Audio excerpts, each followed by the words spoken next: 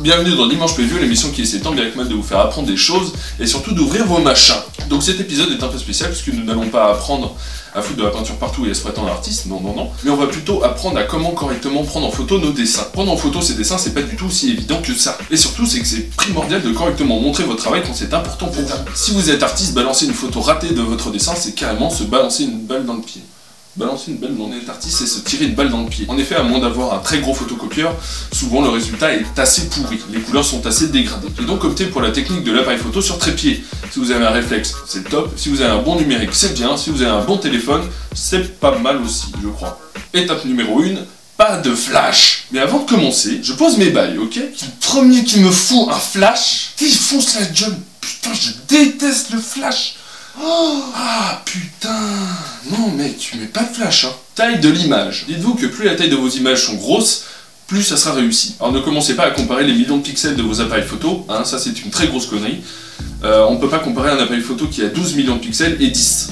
Ça se trouve, le 10 millions de pixels fera des meilleures photos que le 12. C'est à cause de ses capteurs. Donc on vous a menti depuis le début, vous vous êtes fait prendre pour des cons, oui voilà, tout ça. Illuminati confirmé. Donc pour vous donner une idée, moi, mes dessins en format PNG font environ 4000 pixels sur 4000 pixels. Donc je vous cache pas que si vous êtes vers les 500 pixels sur 1000, on va être dans la merde là. La résolution de votre image, c'est carrément sa qualité, donc vous ne pouvez pas vous permettre d'avoir une qualité pourrie quand vous diffusez sur internet. Et encore pire si vous les faites imprimer, donc vraiment n'hésitez pas à monter la qualité au mieux de votre appareil. On s'en fout si le fichier soit lourd, ce qui compte là c'est la qualité. Et munissez-vous d'un trépied, hein, pour avoir un résultat vraiment optimal. On va voir tout de suite la grande différence qu'il y a entre une photo prise sans trépied et avec. Et pourtant je disais quand j'ai pris la photo sans trépied que c'était très bien. Et non. Donc vraiment un trépied. Ah voilà, avec la batterie c'est encore mieux. Voilà, c'est bien. Une lumière homogène. Placez votre dessin au sol. La lumière naturelle est toujours mieux qu'une lampe de bureau, tout ce qui est en termes de photographie, vous le savez sûrement. Donc placez-le non pas en pleine lumière, mais justement à sa limite, pour éviter les reflets et avoir une lumière homogène, ne pas avoir un coin du dessin plus clair et un coin plus sombre. Ça, c'est raté. Placement de l'appareil.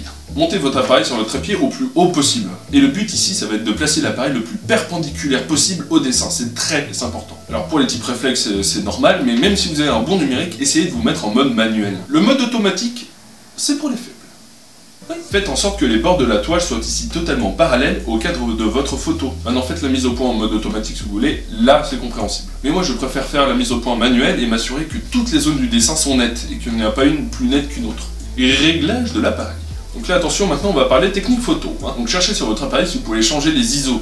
Moi le plus bas possible c'est 100, c'est très bien, 100, une lumière normale. Et pour l'ouverture de la photo, moi j'ai une molette que je tourne vers la gauche pour augmenter la durée de prise de photo de la photo. Donc baissez les ISO au minimum sur votre appareil photo et augmentez l'ouverture, donc la durée de prise de votre photo sur l'appareil photo, c'est s'assurer une photo sans grain. Vous savez ces bruits qu'il y a sur une scène sous-exposée. Comme là par exemple.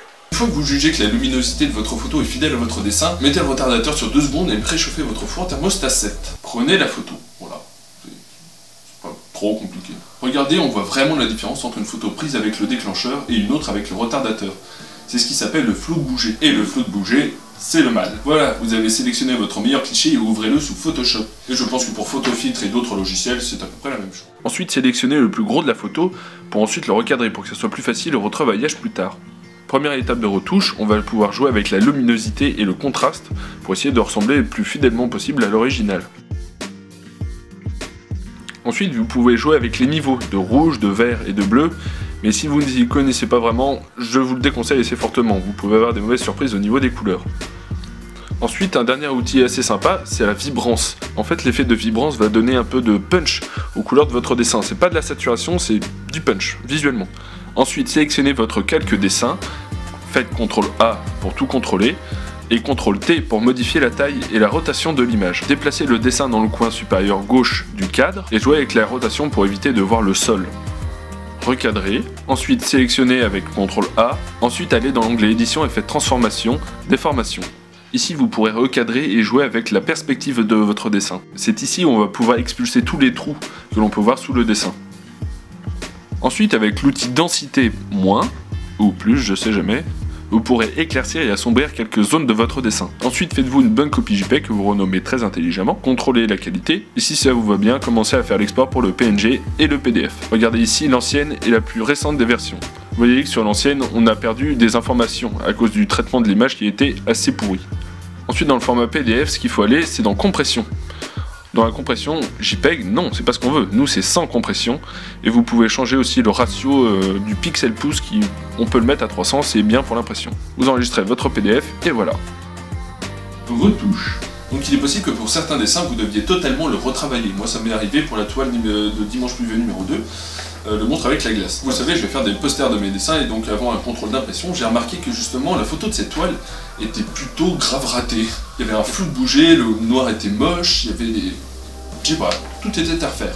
Du coup, j'ai refait la technique que je viens de vous apprendre, et c'est carrément beaucoup mieux. Sauf que cette fois, j'ai refait un calque par-dessus mon dessin, où j'ai recolorié tout le noir. Ça m'a pris énormément de temps, mais ça vaut grave le coup. Quand on imprime ses dessins pour se faire connaître, vaut mieux passer pour le plus pro possible. Certains diront qu'en vrai, la photo n'est pas vraiment fidèle à la toile, mais je pense que lors d'une diffusion d'un dessin, c'est le meilleur de la toile qui doit être présenté.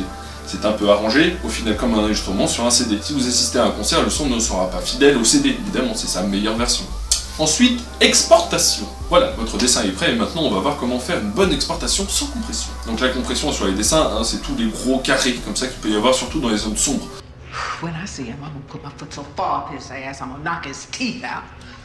Et c'est ce qui fait que tout est raté, donc on va essayer de bien faire les choses. Hein. Comme pour la vidéo, souvent les formats d'exportation sont assez négligés. Déjà le format, dites-vous, qui doit dépendre de l'utilisation du fichier. Moi sur Facebook, quand je poste mes dessins, je fais une bonne version JPEG, ça suffit amplement pour Facebook.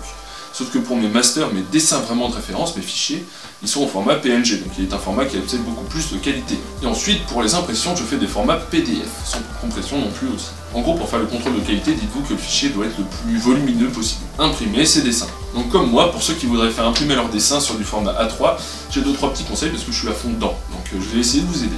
Donc vraiment, oubliez les imprimeurs sur internet, tous les sites qui vous proposent des offres et tout ça, non. Chez un imprimeur du coin, c'est forcément beaucoup moins cher. Et surtout, vous pourrez contrôler la qualité de l'impression, ce que vous ne pouvez pas faire sur internet.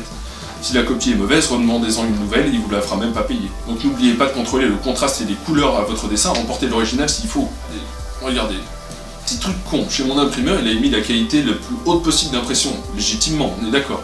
Sauf qu'en fait, son mode normal était beaucoup mieux, il y avait beaucoup moins de rouge, c'était beaucoup moins de contraste, et du coup, beaucoup plus fidèle à l'original. Dernière étape, bisous. Voilà, je pense avoir fait à peu près le tour de la question. Si vous avez besoin d'aide ou si vous avez des questions, n'hésitez pas, j'y répondrai dans les commentaires. Donc merci d'avoir regardé jusqu'à la fin, je conçois que c'est pas une expérience artistique pour ce Dimanche Pluvieux, mais c'était quelque chose de très important, et j'ai jamais vraiment vu de vidéo là-dessus, donc ça me paraissait important de le faire. Donc oui, ce n'était pas l'épisode qui devait sortir normalement, ça devait être un débat et un autre encore Dimanche Pluvieux qui s'en prépa, mais j'avais cette spontanéité de faire cette vidéo. Donc voilà, des gros bisous à vous, aimez-vous, peace.